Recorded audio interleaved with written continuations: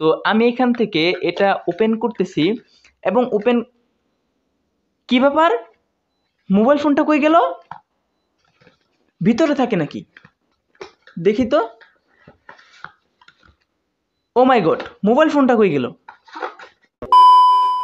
আসসালামু আলাইকুম বন্ধুরা, আশা করি সকলেই অনেক ভালো আছেন। তো বন্ধুরা, আপনারা নিশ্চয়ই প্রত্যেকেই জানেন যে অনেক কষ্টের পর আমাদের এই চ্যানেলের প্রথম পেমেন্টটা আমরা হাতে পেয়ে গেছি। তো বন্ধুরা, এখন আপনারা আমার হাতে যে স্মার্টফোনটা দেখতে পাচ্ছেন, এটা হচ্ছে আমার নিউ স্মার্টফোন এবং এই স্মার্টফোনটা কিন্তু আমি আমার ইউটিউবের পেমেন্ট থেকেই কিনেছি। তো আপনাদেরকে অসংখ্য ধন্যবাদ, কারণ আপনারা যদি আমার ভিডিওগুলো না দেখতেন তাহলে কিন্তু এই ছোট একটা সফলতা কিন্তু আমি অর্জন করতে পারতাম না। তো যাই হোক, আজকের এই ভিডিওতে আমি আপনাদের সামনে এই ছোট্ট স্মার্টফোনটার একটা রিভিউ ভিডিও তৈরি করার ট্রাই করব এবং এক্স্যাক্টলি আপনাদেরকে বলার ট্রাই করব যে এত সকল মডেলের মধ্যে কেন আমি এই মডেলটাই সিলেক্ট করলাম। ভিডিওটি সম্পূর্ণ দেখবেন, আশা করি আপনারা ভিডিওটা দেখে অনেক এনজয় করবেন। তো ভিডিওটি শুরু করার আগে একটি রিকোয়েস্ট, আপনি যদি এই চ্যানেলের নতুন দর্শক হয়ে থাকেন তাহলে নিচ থেকে চ্যানেলটি সাবস্ক্রাইব করুন, কারণ বিভিন্ন ধরনের গুরুত্বপূর্ণ ভিডিও কিন্তু প্রতিদিনই এই চ্যানেলে আপলোড হয়। সো বন্ধুরা, আপনারা দেখতেই পাচ্ছেন এটা হচ্ছে আমাদের নতুন মোবাইল ফোনের বক্সটি।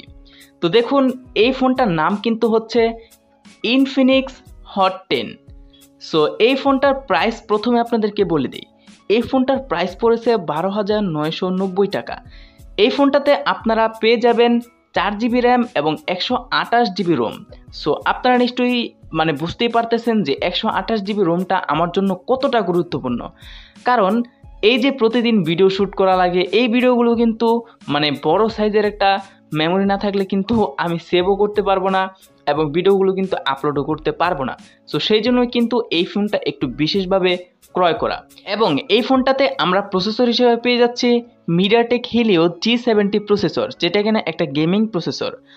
এছাড়া আপনারা নিশ্চয়ই জানেন যে ভিডিও এক্সপোর্টিং করার জন্য কিন্তু প্রসেসরটা খুব গুরুত্বপূর্ণ ভূমিকা পালন করে থাকে। সো সেই জন্য এই ফোনটা ক্রয় করা, যে আমার প্রতিদিনই তো ভিডিও এক্সপোর্ট করা লাগে, তো প্রসেসরটা যদি ভালো না হয় তাহলে কিন্তু অনেক সমস্যা আমাকে ফেস করতে হতো। তো সেটাও কিন্তু, সেই সমস্যাটাও কিন্তু দূর হয়ে গিয়েছে। তো ওভারঅল আমি মনে করেছি যে এই ফোনটাই আমার জন্য বেস্ট হবে।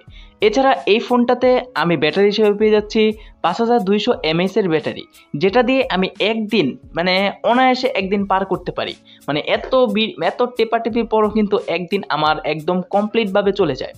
তো যাই হোক, এখন চলুন এত কথা বাদ দিয়ে ভিতরের বক্সে কি আছে সেটা আমরা একটু দেখে নিই। তো আমি এখান থেকে এটা ওপেন করতেছি এবং কি ব্যাপার, মোবাইল ফোনটা কই গেল? ভিতরে থাকে নাকি? দেখি তো। ও মাই গড, মোবাইল ফোনটা কই গেল? ও সরি, আমি তো ভুলেই গিয়েছিলাম যে রেকর্ডটা আমি নতুন ফোনটা দিয়ে করতেছি। নো।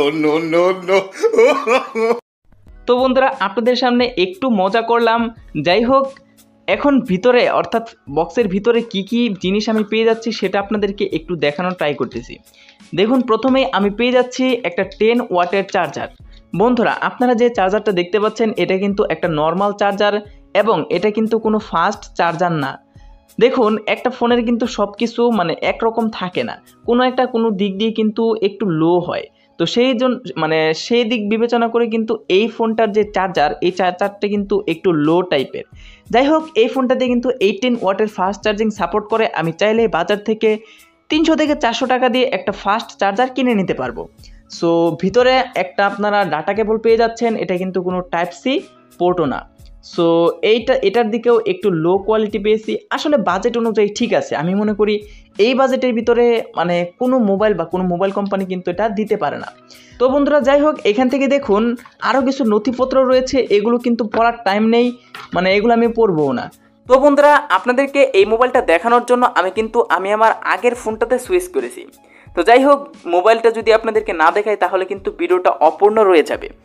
তো এই ফোনটা সম্পর্কে একটু আপনাদেরকে বলে দেই। এই ফোনটার পিছনে আপনারা পেয়ে যাবেন 4টি ক্যামেরা এবং তার সাথে সাথে 4টি এলইডি ফ্ল্যাশ, যেটা আমার কাছে সত্যি অনেক ভালো লেগেছে।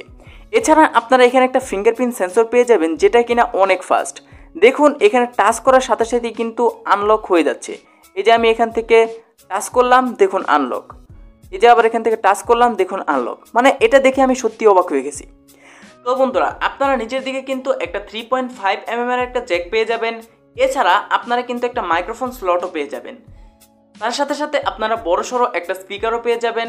তবে দুঃখের বিষয় হচ্ছে এই ফোনটাতে কিন্তু কোনো ইউএসবি টাইপ সি পোর্ট নেই, এখানে কিন্তু মাইক্রো ইউএসবি পোর্ট দেওয়া হয়েছে। তো তারপরে এখান থেকে লেফট সাইডে আপনারা একটা সিম ইজেক্টর টুল পেয়ে যাবেন। তার সাথে সাথে উপরের দিকে আপনারা কিছুই পাচ্ছেন না, এবং আপনারা ডান পাশে পাওয়ার আপ এবং ডাউন বাটন পেয়ে যাচ্ছেন, তার সাথে সাথে আপনারা পাওয়ার বাটন পেয়ে যাচ্ছেন। তো এই ছিল মোটামুটি ফোন। তো আপনারা নিশ্চয়ই বিষয়টা একদম ক্লিয়ারভাবে বুঝতে পেরেছেন। তো ওভারঅল আমার কাছে মনে হয়েছে যে এই ফোনটাই আমার জন্য বেস্ট হবে, এবং আমার মতো যারা ইউটিউবার রয়েছে তাদের জন্য বেস্ট হবে। তো গাইস, আই হোপ আপনাদের কাছে আজকের এই ভিডিওটি অনেক ভালো লেগেছে। যদি আজকের এই ভিডিওটি আপনাদের কাছে ভালো লেগে থাকে, মাস্ট বি ভিডিওতে একটা লাইক করবেন, এই চ্যানেলে নতুন হলে নিচ থেকে চ্যানেলটি সাবস্ক্রাইব করবেন, পাশে আসা বেল আইকনটি বাজিয়ে দিবেন পরবর্তী ভিডিওর নোটিফিকেশন সবার আগে পাওয়ার জন্য। আর হ্যাঁ, এখন আপনারা যে ভিডিওটা দেখতে পাচ্ছেন এটা কিন্তু এই নিউ স্মার্টফোন ইনফিনিক্স হট 10 দিয়ে রেকর্ড করা। এছাড়া ভিডিওর শুরুতে আমি যেই ফেস ক্যাম ভিডিওটা করেছিলাম সেটাও কিন্তু এই ফোনটা দিয়ে রেকর্ড করা হয়েছিল। তো আশা করি আপনারা টোটালি বিষয়টা ক্লিয়ার ভাবে বুঝতে পেরেছেন। তো দেখা হচ্ছে পরবর্তী কোনো ভিডিওতে।